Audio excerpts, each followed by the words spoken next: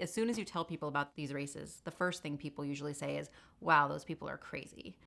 So one of the biggest questions that we asked everybody is, why is this not crazy? I don't think it's any different than normal day living, really. I think man innately just seeks to see how much further can we push the envelope. How far can I go? I think that's it. How far can I push myself? Everyone around you keeps saying, I can't believe you're doing that. I think you're crazy, because you get that told all the time. I actually thrive off that. I think it comes down to if someone tells me I can't do something, it makes me want to do it even more.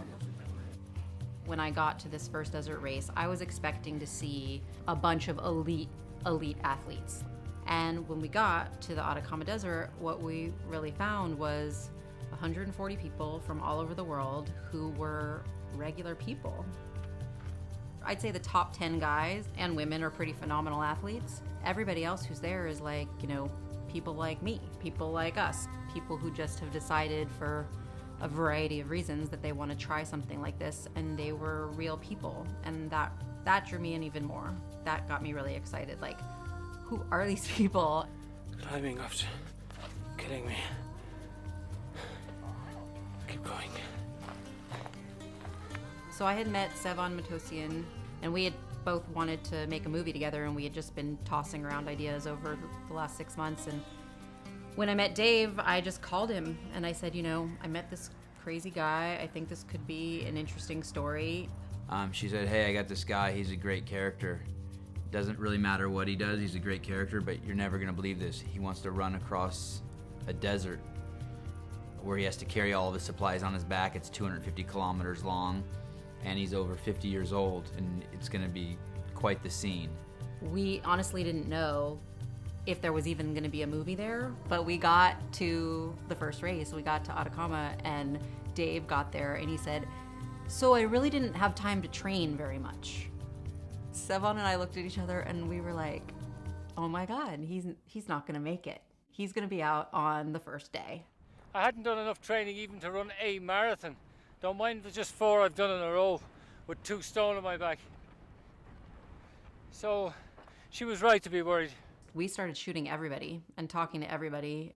It was just the two of us out there. So Jennifer Steinman, myself, in these 4 deserts. I mean, just the two of us. We were highly efficient, highly mobile. We had everything we needed. Ready for the sprint in front of the cameras. Then it's back to the slow burn, baby. Once we realized this was a movie, then we knew that the Grand Slam was really the story, that we needed characters who were going to be there in all 4 deserts. Ricky was one of the very first people we met in the very first desert. He really let us into his world immediately. And he was a little more of the guy you would expect to be at one of these races. He was an athlete and ready to go, and we just very personable. We really liked Ricky right away. Hey, we should ask Dave if he could put cattle on us. Actually, I did see some cattle, so apparently the answer is yes. Yeah. I was really drawn to Samantha. This was her first ultramarathon ever. And she's very structured and very organized. So I was really interested to see how this chaotic nature of the desert was going to affect her and was going to change her need to control everything. I knew there was going to be a story there. I think I try to be organised because I know it's so unorganised here. It's so chaotic. So I try and get some control over it, over something that's... You can't control everything out here. Believe it or not, we actually didn't even meet Tremaine until the second desert. And we had heard about Tremaine in the first desert because he did have this story and he was raising money in honor of his wife, and we knew he was out there and we had been looking for him in Chile. I don't think we ever really found him. On the first day when we were in China, Sevan was actually off shooting without me, and he brought Tremaine over. Tremaine and I started talking and Sevan started shooting it, and the very first interview we got with him, it was the most powerful conversation I think we had out there in the desert with anybody. I have to work, I have to bring up 2 kids, I've lost my wife. I'm doing 4 deserts challenge, I'm trying to train as much as I can. Why do I bother?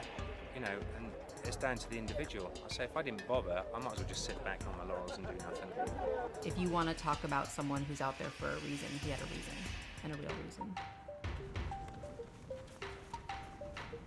part of the reason I was drawn to do this movie is because I wanted to travel to these places. I was totally excited to go to all 4 of these deserts. There were the 4 desert shoots: Chile, Antarctica, Africa, and China. Just like the runners, we had to carry all of our supplies on our back. We had to carry everything with us that we were going to need for those 7 days. Doing all of this, living this runner's lifestyle while trying to make a movie. It was so breathtaking, so spectacular, most of the places we were in. You'd be shooting all day long and then you'd just look around and, oh my God, where am I, you know? And you were hot and you were dirty and you were stinky and all of it, but like you also didn't really care because you knew this was the only time in your life you were ever gonna be in this place, and it was amazing, you know? And every desert had its own set of challenges. To be in it, it wasn't just the shooting. The Atacama Desert was so dry. It's the driest desert in the entire world. We were literally shriveled up on the inside. You couldn't drink enough water. It was extremely, extremely difficult. And one night we would be sleeping and it would be freezing where you could hear teeth chattering in our tent. And the next night it would be so hot that you could drink 3 bottles of water in the middle of the night. And there was no consistency. There was no way to prepare for it. It was a total adventure, you know? It was also, it was just crazy. And you were always telling yourself, I love what I do. Like, this is so cool that we are doing this. Your best friend was giving yourself a false sense of safety. Like, oh, this is okay, there's someone watching. But there wasn't. There was nobody watching. We were just these kind of 2 rogue filmmakers out there on this, I mean, it's a dangerous landscape. It's a very dangerous landscape. I think the Gobi Desert for us was a really high point. I think it was really the desert where we felt like we have our characters and there's a real story starting to happen here. And I think it was exciting, and a lot of really cool things happened in that desert, and people really were opening up to us and trusting us. I remember that desert being really awesome and fun. But then again, the end of Antarctica was a high point again. Like, you know, seeing people finish was pretty amazing, and knowing that this year-long journey had finally come to an end, and that, you know, people had done what they set out to do and were feeling good about themselves. I mean, bad stuff happened out in the desert. I can think of 3 times in particular where we were challenged physically to a point where maybe our safety was in question, particularly as the day crews passed away. Savon and I were hiking up that same sand dune, and we only had 1 bottle of water between the 2 of us, and we hiked up, I want to say, for 2 hours, and we got up there, and I was like, we gotta go. We can't be up here anymore without more water, because we will go down. I know we're getting good shots, but we got to get out of here because we're going to be in trouble if we don't. And sure enough, an hour later, someone came down from exactly where we had been and said, someone's down up there. You know, it was hard because there's this rule for the media team that you're not to interfere in the race in any way. So you're not supposed to give the runners anything. You're not supposed to help them. They're supposed to be fully self-supported, and you're observing only, and you're not supposed to help them in any way. We couldn't help Nick Cruz because we weren't there. But if we had been there, would we have? Absolutely. And I think part of the sad story about Nick Cruz is that he just happened to pass out in a place where nobody could really get to him for a long time. You know, that's the danger of these races, and I think that these are life-threatening events, and you have to be really responsible for yourself, and I think that's what it really taught everybody. Another typical day for Jennifer and I, we get up before the sun gets up, and then we start figuring out what our plan is for the day. After a full day of shooting, it's probably now 10 o'clock at night, the sun's going down, and we're driving to one of the final checkpoints before you get to the base camp for that day. And as we're getting close to this checkpoint, we see one of the stars of the movie, Ricky Pa. And he does not look like himself. And one of the first things out of Ricky's mouth is, hey, you guys better stay with me. I might not make it. What happened after that is we jumped out of the car and we stayed with him. And the situation's just getting worse and worse and worse. And I feel like Jennifer and I are both like trying to hide our fear. No one wants to say. The white elephant in the room is, what are we gonna do if he goes down? What if he has a seizure right here? What if he has a heart attack? What are we gonna do? And all of a sudden we hear this huge rushing flow of water. And before we can say or do anything, Ricky veers off and starts heading right towards this sound, this audible sound of like a waterfall. And you can see in the shot, it's this pipe dumping water out into this desert. And you see a portion of that in the movie. You see sort of Ricky's harrowing night out there in the desert and how sick he was. But what you don't see is that we were out there walking with him for, I want to say 4 or 5 hours. He probably came up to us at about 9 o'clock at night, and we walked till about 1:30 in the morning with him to make sure that he was okay. Rule number one is get home to my girlfriend, you know, in one piece. And then the Sahara was hard. Like, 2 of our friends went home on the first day, and it was a blow to everybody. And we were part of it, you know. I mean, we were part of the Grand Slammers. They were our friends. We were all on this year-long journey together, and you know, it was just emotionally, I think it was really hard for everybody. I feel a bit in danger right now, to be honest with you. So I was in the car, and then I saw Samantha running towards the car, and she was yelling, "Jen, Jen, Jen." I got out, and she said, "I'm out, I'm out, I'm out." And I was like, "You're not out, I'll walk with you." And I walked with her and just kept her moving, and then she started telling me what had just happened. I turned the camera off, I carried her into the checkpoint, and I just stayed with her. Lisa came in and they were talking to each other, and I just really tried to just observe. And I think at that point I felt like it was safe to go back into filmmaker mode and just sort of let her have her process and watch it unfold. And that's what I did from that point on. And it was a long question for a long time whether it should even be in the movie, because I felt it was really important to include it, because it was such an important part of her experience, our experience, everybody's experience out there, and also such an important experience for women runners to know about. I think we were all pretty shocked. And yet, as a woman, this is something you live with every day since the day you're born, knowing that something like this happening to you anytime, any place is a possibility. For Samantha as a character, and as a person, the way she dealt with it for me was the story. Even that wasn't going to stop her from getting what she came for, and it was like one of the bravest, strongest moments of our entire experience out there. One of the things I thought was really extremely interesting out there was the spirit of camaraderie, and it was something that people talked about over and over and over again.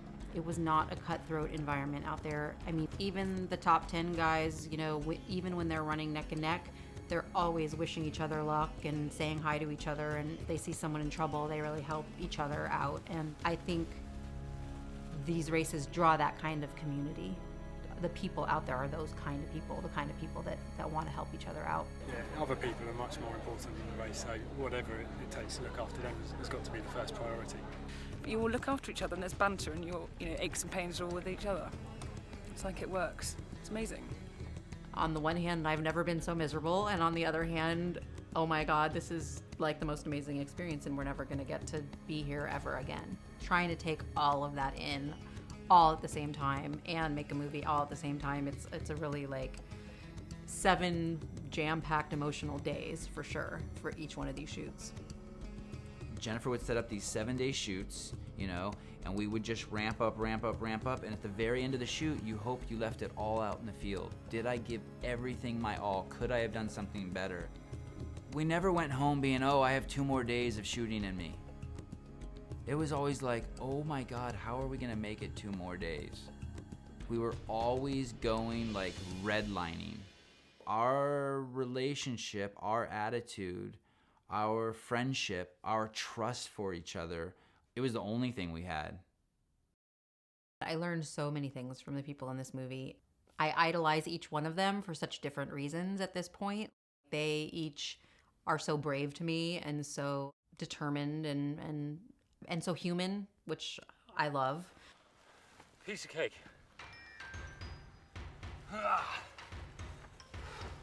One of the questions I would always ask people is, what happens if you don't make it? People always would say, well, I'll make it. And I'd say, no, but what if you don't? And they'd say, no, but I'll make it. And it was after getting that same answer so many times that I started to realize they don't even entertain the possibility that they can't make it. They won't even talk about it. It's not allowed to enter their brain, this possibility that they won't make it. And that is so much what the mindset is about.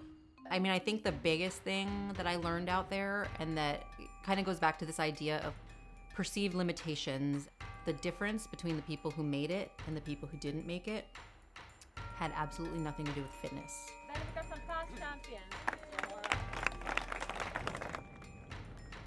We saw some of the fittest people I've ever seen in my entire life not make it. And we saw people who you would never in a million years think could even walk around the block, finish 155 miles. I saw this amazing man who had never run a marathon before, a little bit overweight, guy in his almost 60 years old, walk the entire thing in Teva sandals and make it. And just because he knew he would. And it really was such a huge lesson that for the people who made it, that kind of doubt didn't even enter their minds. It was always, what do I need to do next? What do I need to do next? What do I need to do next? Whereas the people who didn't make it would sometimes entertain, what if I can't make it? What if I can't make it? What if I can't make it? And the people over here, that wasn't a conversation they were even having. There's really not that much that tie these people together except like one underlying thing. And it's that none of the people, and myself included, think for 1 second that they don't have the capacity to get to the finish line, because their goal of completing it supersedes any other thought. That's pretty amazing. They're not crazy. They have a specific reason. And I think that's what I really learned. You would never ever do this unless you had a really big why for yourself, why this was necessary for yourself. And it's funny because all of them kept asking us, are you gonna come out for the next one? You're gonna do the next one with us? And I thought about it really hard. Am I gonna do the next one? Nope, I'm not. I don't have that why. But even if it's not running an ultra marathon, and even if it's not running a marathon, even if it's not running a 5K, it applies to anything you want to do in life. And this just happens to be the thing for this group of people that they decided this is the area that I want to push myself in. For me, it's making this film. That's the area I want to push myself in. So they're just the same as everybody else. They've just picked this thing. That's what humans do, right? We pick that thing and then we go for it and see if we make it or not. I think the crazy one is Jennifer. How did she make this film? How did she do this? I mean, it's amazing. Yeah, I'm really proud of this film. I'm really proud of us for surviving out there. We have lifelong friends now because of this. Samantha, to me, is the most amazing story, just in the fact that she really is a professional ultramarathon runner now, considering that the Atacama Desert was her very first race ever, and now this has really become her passion and what she wants to do with her life. And she's done some of the most insane expeditions in the 3 years since we shot this film. She did a solo expedition of the entire length of the Simpson Desert in Australia by herself last year, and she's got a massive plan to do a big race next year too. So she's pretty much dedicating her life to this, and for her, running is about a way to raise awareness for causes. She really wants to turn her running into doing good for the world, which is really cool. Ricky missed our world premiere because he just got married.